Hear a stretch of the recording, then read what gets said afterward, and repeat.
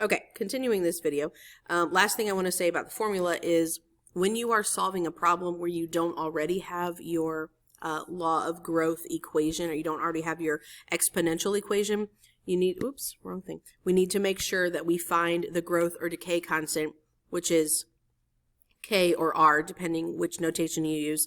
You need to find that first, okay? So just like when we are writing the equation of a line, we're given 2 points. Before we can find another point on the line, we have to use those 2 points to write the equation of the line, okay? Like find the slope between them, write an equation, etc. Same thing here. We start with some given information, okay? And we're going to use that information to write the equation and then solve for, whatever else we're asked to find after that, okay? So what I mean by that is, in this problem right here, I've got the population was this amount in this year, this amount in this year.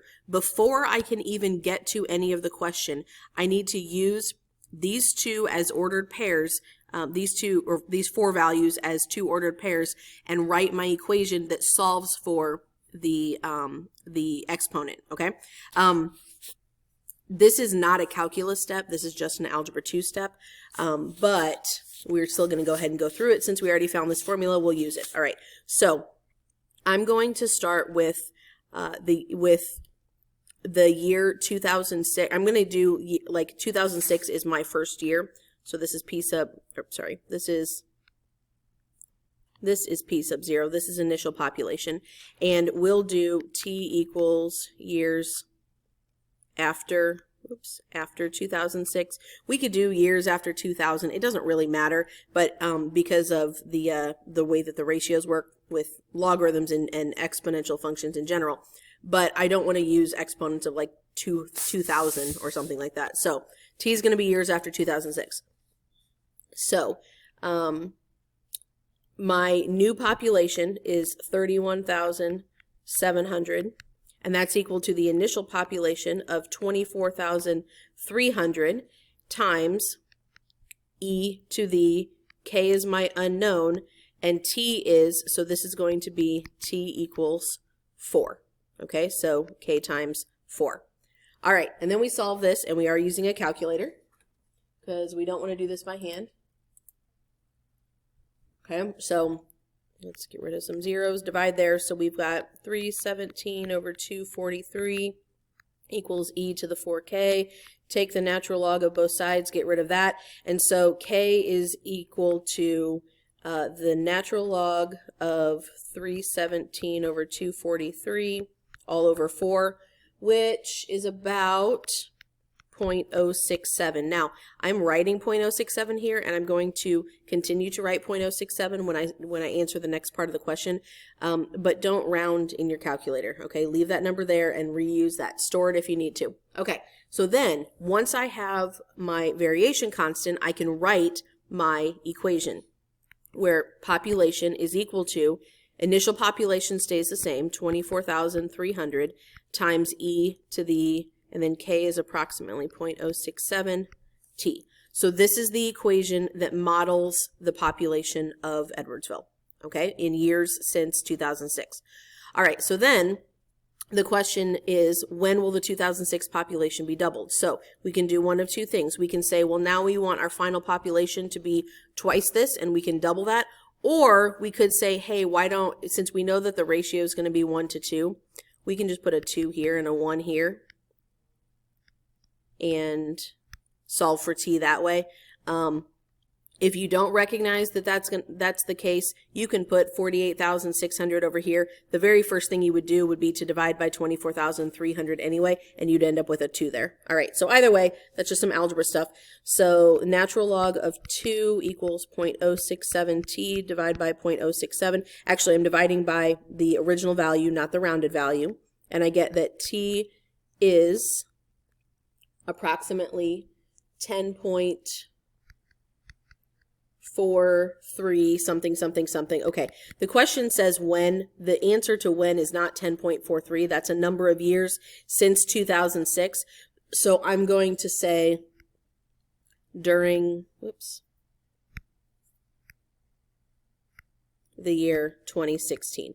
Now, in this case, I'm not going to be real particular about whether it's Do we say 2016? Do we say 2017? Do we always round up? Do we round to closest?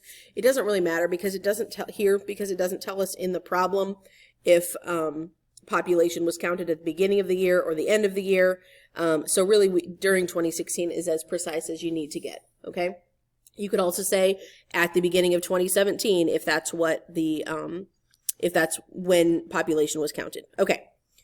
One more example of this. So half-life of carbon-14 is 5,734 years. An animal fossil is found containing only 5% of the expected amount of carbon-14. How many years ago did it die? So again, we start with our given information to write an equation. Half-life means the amount of time it takes for half of a substance to decay. So we can put our initial value as 2 and our later population or value as 1, okay? And then times e to the, k times 5734, okay? Because it takes 5,734 years for the population to reduce from 2 to 1. All right, then solving this, dividing by 2, so 1/2 equals e to the 5734k. Natural log of that, so k, take the natural log and divide, so k is approximately, or k is equal to the natural log of 1/2 over 5734, which is approximately, apparently I didn't write that number down. Okay, so I'm just going to stop. I'm just going to leave it like that, and I'll leave it in terms of k because I don't have a calculator out. All right, so the question part of this says that an animal fossil is found containing only 5% of the expected amount. So this is the after population, okay? And 5% is a ratio, okay? So we don't need to have like some number of grams or kilograms or something like that. We just know that our final amount is going to be 0.05 if the initial amount is 1. Okay, you could use 5 and 100 if you wanted, but 5% is 0.05. So then we have e to the whatever this value is times t. Okay, so then solving for t, we do, let's see, I didn't write it down. So natural log of 0.05 is equal to k times t divided by this value, k, and we get that t is approximately 24,782 years. This one I did have written down in my previous notes. We'll write ago. But obviously you're doing that on a calculator. Okay. So that's those last two examples were just algebra implementations, but the idea was that we use the law of growth, okay? The next thing that I want to talk about here is evaluating limits, and this is kind of stuck into the 6.5 stuff because it has to do with exponentials. And so this is just evaluating limits of a certain form, okay? This hopefully looks familiar to you. This is the definition of a particular number, all right? The limit as x approaches infinity of 1 plus 1 over x raised to the x. That is equal to e. Okay, that is how e is defined with a limit. And if you're questioning that, then you're welcome to take to plug 1 plus 1 over a very large number and raise it to that same very large number, okay? And you'll see that the higher your number gets, the closer and closer you get to e as the value of that expression, okay? But what I want to do is show you how we can use some properties of limits to rewrite things that are in similar forms, to evaluate limits that are in similar forms to this e, okay? So for this first one, this over here, we're going to use an easy algebraic principle that says if we have a product in the exponent, we can write that as a power raised to another power, okay? So like x to the 6th is the same thing as x squared raised to the 3rd. And when I do that, I have a limit property that says I can move the limit to the inside of the function. So I can write this as the limit as x approaches infinity of 1 plus 1 over x raised to the x, and then the entire expression is then raised to the b. Okay, so if you remember, limit properties can move in and out of functions. They can be applied to two different factors in a product separately or a quotient, okay, we've got a little more flexibility with evaluating limits than we do with evaluating evaluating derivatives and such. All right. And then everything inside the brackets here is equal to E by that definition. So we end up with E to the B. So if you see the limit as x approaches infinity of 1 plus 1 over x raised to something times x, like maybe 7x, then you can say, okay, well, I know that that's equal to E to the 7th. All right. And you're welcome to just skip right to that answer. Okay. This one, proving this is going to be take a little bit more algebra, but again, we'll have a formula that we can apply if we have something of this form. So here we have some constant that is inside the function. Okay, so we're going to use a variable substitution, kind of like U substitution, except it's not for integrals or derivatives. And so I'm going to use A, and I'm going to say that, let me make this a little bit bigger. I'm going to say, let A equal x over c. Okay, let A equal x over c. The reason I'm doing that is because when I rewrite this, I'm going to have the limit of 1 plus, and then if A is equal to x over c, then this fraction in terms of A is the reciprocal, so this is 1 over A, okay? And then x in terms of A would be A times C. Okay, and then I also need to change this. I skipped that on purpose. I need to change this to be also in terms of A. Okay, so if x is approaching infinity, infinity divided by some number is still infinity. Okay, so if x is approaching infinity, then A is also approaching infinity. And now this looks exactly like this one with a different letter in here. And so this is E, in terms of A, it'd be E raised to the, and then we have a constant there, so E to the C. Okay, so if you see the limit as x approaches infinity of 1 plus like 5 over x raised to the x, then that is equal to E to the 5th. Okay, this formula right here combines these two properties, and we end up with E to the B times C.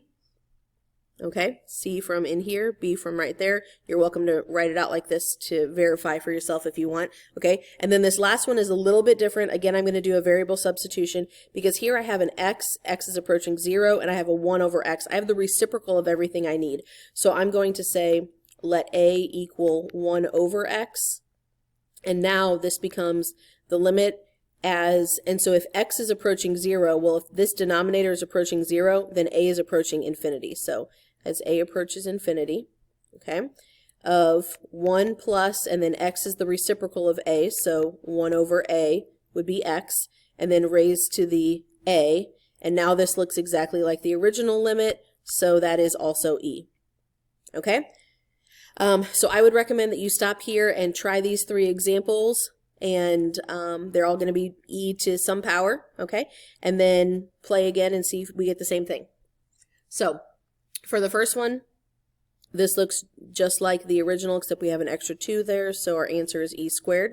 Okay, this one, I'm going to split this inside part as 1, x over x is 1 plus 3 over x. Okay, and then that's still raised to the x. All right, which is equal to E cubed.